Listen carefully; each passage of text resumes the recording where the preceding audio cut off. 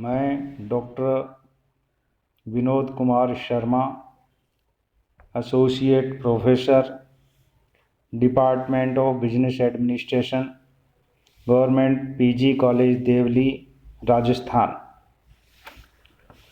आज मैं महर्षि दयानंद विश्वविद्यालय के सिलेबस के अनुसार यह सिलेबस जो राजकीय महाविद्यालय देवली में लागू होता है के अनुसार बीकॉम पार्ट 3 के पेपर बिजनेस एडमिनिस्ट्रेशन फर्स्ट जो विपणन के सिद्धांत प्रिंसिपल ऑफ मार्केटिंग के नाम से जो प्रश्न पत्र है, उसमें आज का जो विषय है जिसमें मैं बताऊंगा आपको, वो है विपणन अवधारणा के बढ़ते महत्व के कारण। विपणन अवधारणा के बढ़ते महत्व के कारण, ये दोनों एक ही बात है कि विपणन अवधारणा का क्या महत्व है, क्यों, उसके क्या कारण से उसको महत्व दिया जा रहा है या उसको क्यों अपनाया गया। यानी पहले जो है वो विक्रय अवधारणा थी, मौजूद थी, फिर विपणन अवधारणा जो है वो आ गई। तो वो क्यों आई और उसको क्यों अपनाया गया, उसके पीछे क्या कारण थे, वो हम बात करेंगे।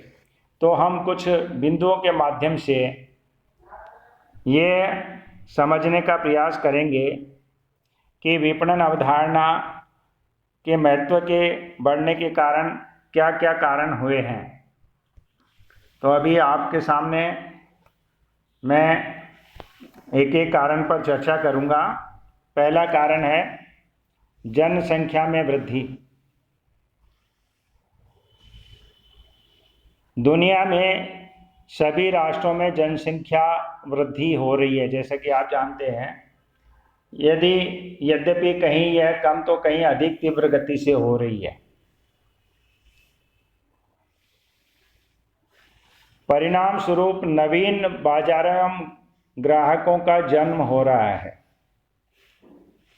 कई नए परिवार बन रहे हैं, नई आवश्यकता जन्म ले रही है, नई आवश्यकता जन्म ले रही है।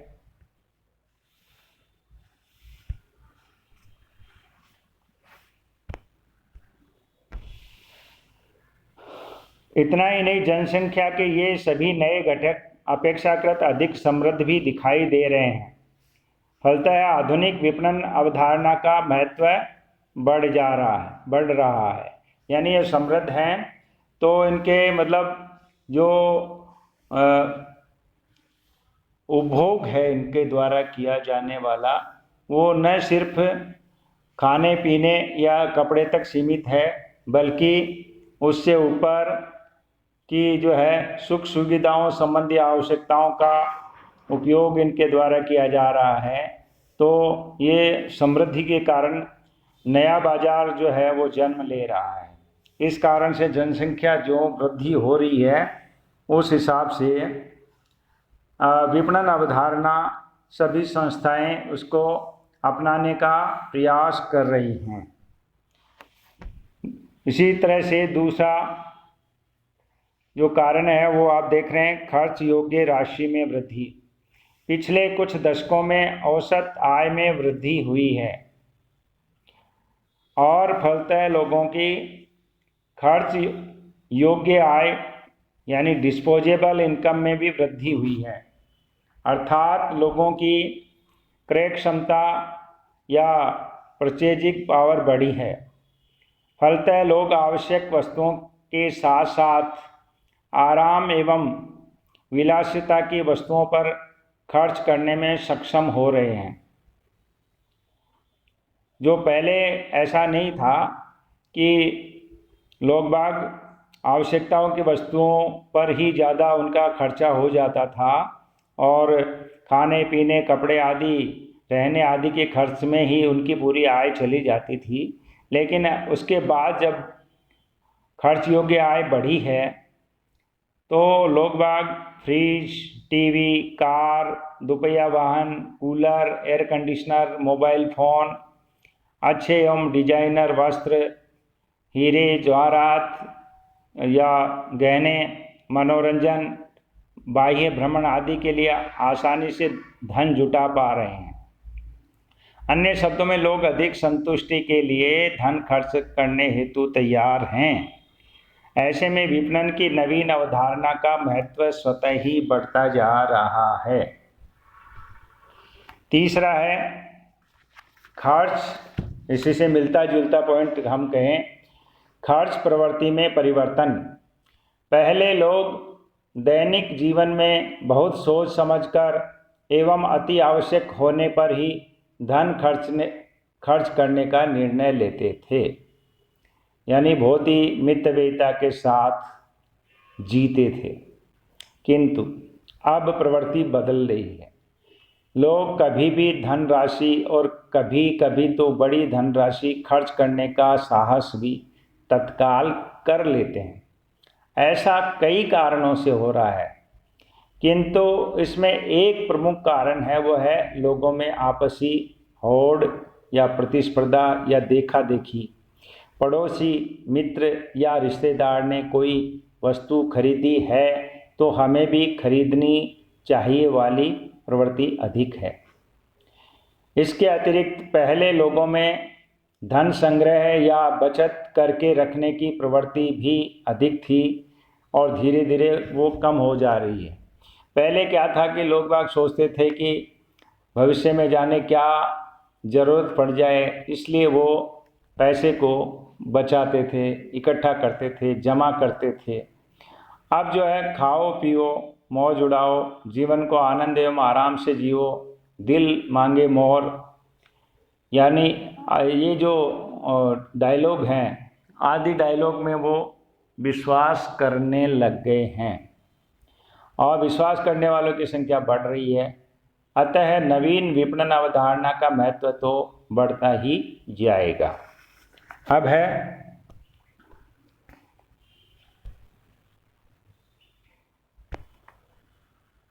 क्रय प्रतिमान या पैटर्न में परिवर्तन। वर्तमान युग में लोगों में क्रय प्रतिमान या पैटर्न में परिवर्तन हो रहा है। गरीब, मध्यम वर्गीय एवं धनी सभी लोगों की आवश्यकताओं में परिवर्तन हो रहा है। उनकी आवश्यकताओं के स्तर में क्रमशः परिवर्तन हो रहा है। उनकी क्रय सूची में नए नए उत्पाद सम्मिलित हो रहे हैं। नीची आर्थिक श्रेणी के लोग अपने से ऊपर या सबसे ऊपर के श्रेणी के लोगों की क्रय सूची की नकल करने लगे हैं। विपणन संचार का विकास इस प्रवृत्ति को और हवा दे रहा है। ऐसे में प्रत्येक संस्था के लिए नवीन विपणन अवधारणा को अपनाना अनिवार्य होता जा रहा है, क्योंकि उनकी आवश्यकताओं के अनुरूप ही हमें वस्तुओं एवं सेवाओं को प्रदान करना पड़ता है। फिर है ग्राहकीकरण की प्रवृत्ति। वर्तमान में सभी ग्राहक यह अपेक्षा रखते हैं कि विपणनकर्ता उन पर व्यक्तिगत रूप से ध्यान दे तथा उनकी व्यक्तिगत आवश्यकताओं अनुरूप उत्पाद तैयार या परिवर्तित समायोजित कर उपलब्ध करे। ऐसे में विपणनकर्ताओं को ग्राहकों की उपयोगिता एवं संतुष्टि बढ़ाने हेतु नवीन विपणन अवधारणा को अपनाना होगा। फिर है साख एवं ऋण सुविधाएं। वर्तमान युग में साख एवं ऋण सुविधाओं का अंबार लगा हुआ है। अब कोई भी व्यक्ति किसी भी उत्पाद या सेवा को उधार या ऋण लेकर आसानी से खरीद सकता है। जब क्रेता को उधार खरीदने या ऋण लेने के लिए साहूकार के अब चक्कर लगाने की आवश्यकता नहीं है।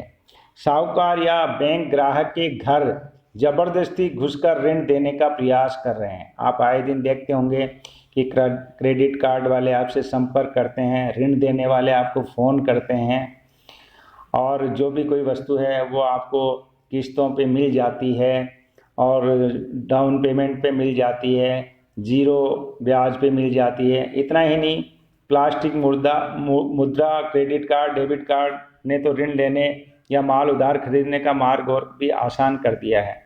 ऐसे में लोग आसानी से क्रय निर्णय ले लेते हैं।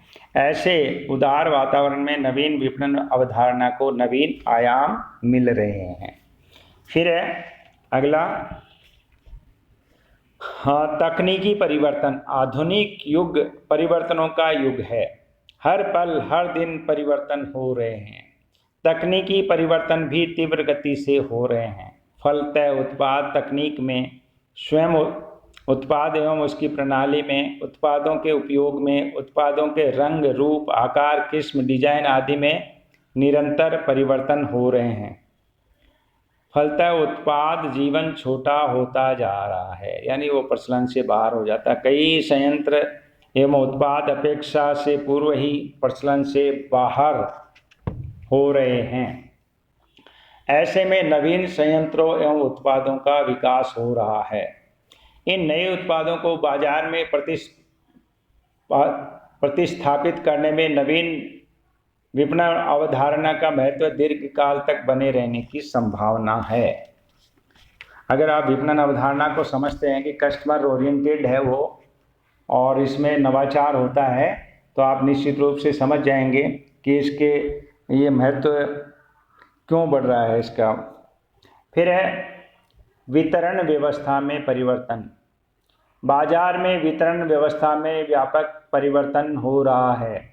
ऐसी वितरण व्यवस्था अपनाई जाने लगी है जिससे ग्राहकों से अधिकाधिक प्रत्यक्ष एवं निकट संबंध स्थापित हो सके।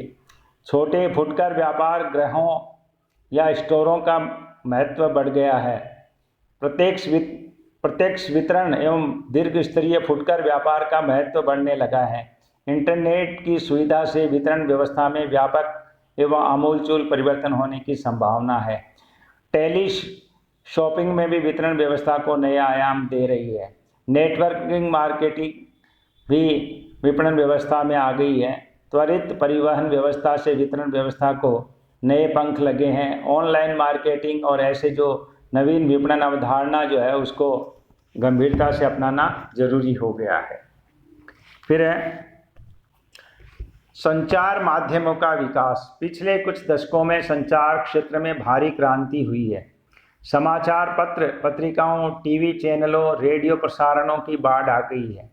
परिणाम स्वरूप लोगों के ज्ञान, सूचना, जानकारी में वृद्धि हुई है। लोगों को इन साधनों से नवीनतम उत्पादों एवं सेवाओं के विभिन्न विकल्पों, उनके मूल्यों या लागतों, उपलब्धि स्रोतों आदि की जानकारी आसानी से होने लगी है। इन साधनों के विकास के साथ साथ नवीन विपणन अवधारणा को भविष्य में अधिकाधिक रूप से अपनाया जाएगा, ऐसी संभावना है। तो ये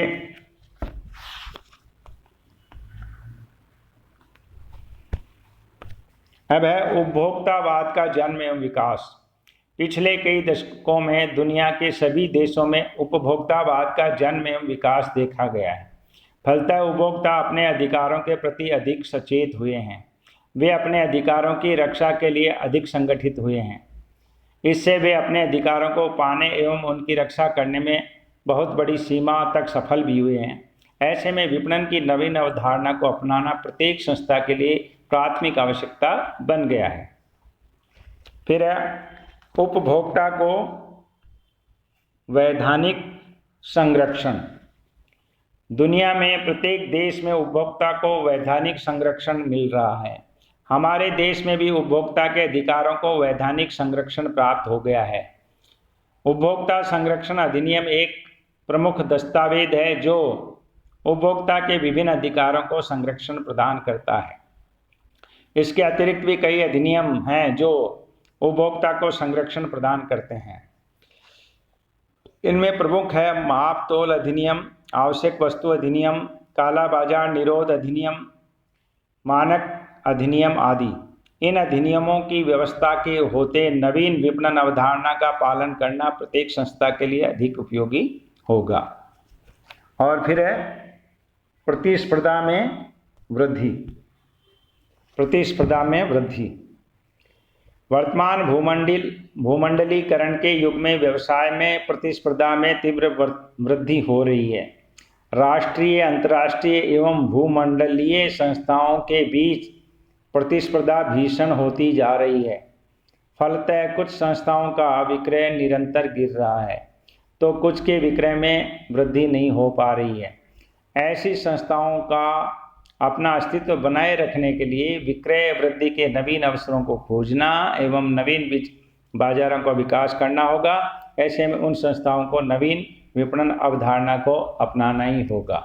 अतः ये जो नवीन विपणन अवधारणा है, जो ग्राहकोन्मुखी अवधारणा है, जिसमें ग्राहक संतुष्टि पर विशेष ध्यान दिया जाता है और उपभोक्ताओं की दीर्घकालीन संतुष्टि द्वारा ही संस्थाओं के लक्ष्यों की पूर्ति की जाती है, लाभ कमाया जाता है। विक्रय के द्वारा जो लाभ कमाया जाता है, विपणन के द्वारा जो लाभ कमाया जाता है, ऐसी अवधारणा के जो है ये बढ़ने के कारण निम्न कारण थे। एक बार मैं आपको पुनः बता देता हूँ। बढ़ते कारण जनसंख्या में वृद्धि, खर्च योग्य राशि में वृद्धि, ये कारण है। खर्च प्रवृत्ति में परिवर्तन, क्रय प्रतिमान एवं पैटर्न में परिवर्तन, ग्राहकीकरण की प्रवृत्ति, साख एवं ऋण सुविधाएं, तकनीकी परिवर्तन, वितरण व्यवस्था में परिवर्तन, संचार माध्यमों का विकास, उपभोक्तावाद का जन्म विकास, उपभोक्ता को वैधानिक संरक्षण, प्रतिस्पर्धा में वृद्धि आदि ऐसे कारण हैं